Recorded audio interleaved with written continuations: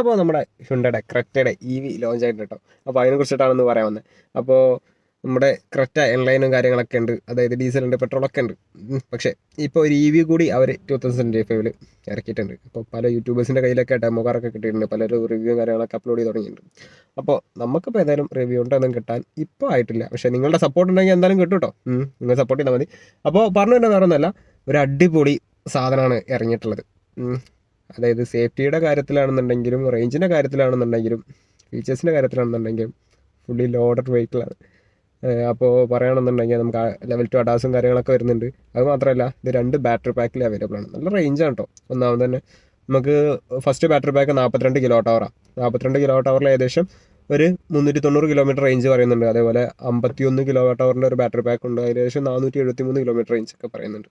നമ്മളെ നെക്സോണിൻ്റെ ഒക്കെ കോമ്പറ്റേറ്റർ ആണെന്നാണ് കമ്പനി പറയുന്നത്. നെക്സോണിൻ്റെ മേലെയാണ് കറക്റ്റായെന്ന് എൻ്റെ അടുത്ത്. ഫീച്ചേഴ്സിൻ്റെ കാര്യത്തിലാണെന്നുണ്ടെങ്കിലും എല്ലാം കൊണ്ടും.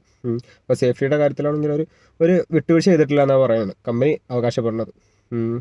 അപ്പോൾ എന്തായാലും ഒരു 17 ലക്ഷം രൂപയുടെ എക്സ്ഷോറൂം പ്രൈസ് സ്റ്റാർട്ട് ചെയ്യുന്നതാണ് റൂമർ കിട്ടിയത്. അപ്പോൾ കറക്റ്റ് വിലയുടെ കാര്യങ്ങളൊക്കെ കിട്ടുകയാണെന്നുണ്ടെങ്കിൽ നമ്മളൊരു വീഡിയോ എന്തായാലും ചെയ്യുന്നതായിരിക്കും കേട്ടോ.